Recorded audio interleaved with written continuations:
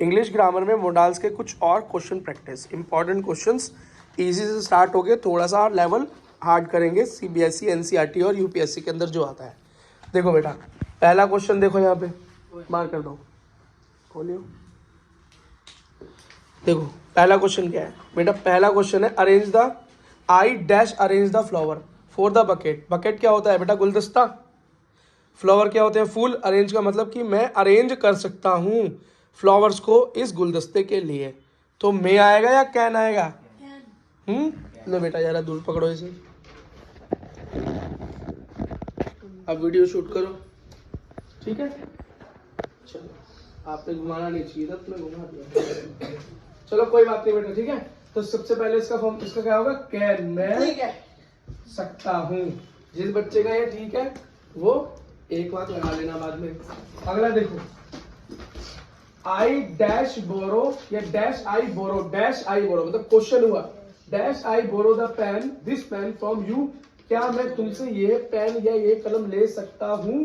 तो मे या माइट, तो बेटा इसमें आएगा मे, क्योंकि आप परमिशन मांग रहे हो। हाँ परमिशन मांग रहे हो सकता है आपको पेन दे, हो सकता है ना दे, आप पोलाइट वे में उससे परमिशन मांग रहे हो।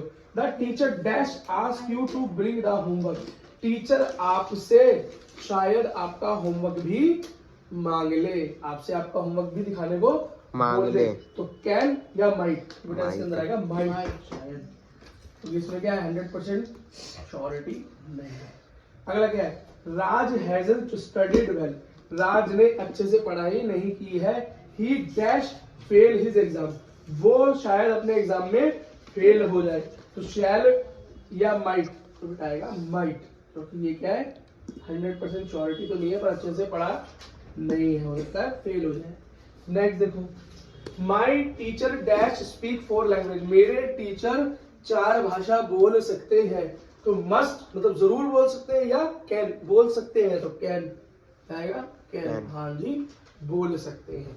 Dash I use your mobile to call my mother, क्या मैं आपका फोन यूज कर सकता हूं अपनी मम्मी को फोन करने के लिए? तो क्या है मे या शुड, इसका मतलब है मे, मैं क्या कर रहा हूँ किसी से उसका फोन कॉल करने के लिए मांग रहा हूँ, हो सकता है वो दे, हो सकता है वो ना दे, ठीक। You dash not speak loudly in the hospital, मतलब आपको अस्पताल में ऊंची आवाज में बात नहीं करनी चाहिए। तो मस्ट मतलब बिल्कुल नहीं करनी चाहिए, या कुड, तो बताएगा मस्ट, नहीं करनी चाहिए, मस्ट, ठीक है। Dash I dash use a little help in packing all these cloth, मुझे इन कपड़ों की पैकिंग के लिए कुछ मदद ले लेनी चाहिए थी, ठीक है। तो आई मे यूज या कुड यूज, तो सकता होगा, मे का क्या मतलब हुआ, सकता ही तो का कुड, कुछ मदद तो ले सकता था। नेक्स्ट क्या हुआ देखो बेटा, ठीक से शूट करो, भी देखना चाहिए, ठीक है, ये कर लियो बाद में। ये madam dash you repeat what you said, क्या मैडम आप वो रिपीट कर सकते हैं आपने जो बोला है, आपने जो बोला है क्या आप वो रिपीट कर सकते हैं? तो इसके अंदर रहेगा मैडम कुड, क्योंकि कुड का यूज रिक्वेस्ट फॉर्म में भी होता है। नेक्स्ट देखो, I dash not be able to made it tonight, मैं शायद इसको रात में नहीं कर पाऊंगा, इसको रात में नहीं कर पाऊंगा। तो इसका मतलब कैन या माइट, तो इसका क्या बेटा माइट, सकता तो नहीं, कर पाऊंगा, संभावना की बात हो रही है ना, कैन में तो होता है सकता, समझ गए। अगला क्या हुआ, dash you come to the class with me, क्या मेरे साथ क्लास में आ सकते हो?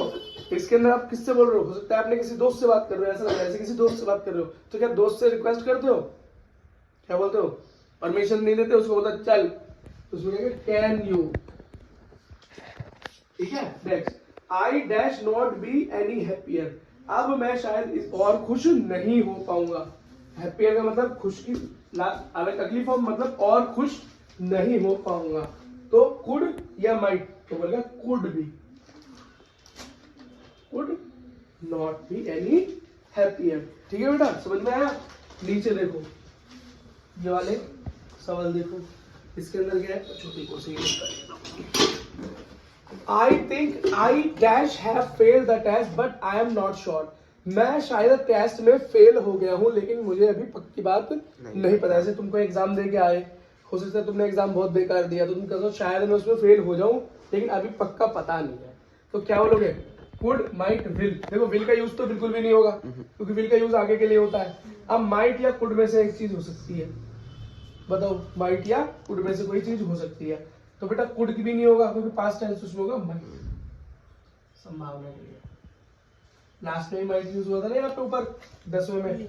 नेक्स्ट देखो, if you had let me know earlier, अगर तुमने मुझे पहले बताया होता, हैड मतलब past, I dash have been able to come, तो शायद मैं आने में समर्थ होता, आने में समर्थ होता। होता तो कुड तो यूज होगा नहीं, तो विल भी वुड यूज होगा क्योंकि इसमें संभावना की बात हो रही है, शायद में आ जाता अगर तुम बता देते तो।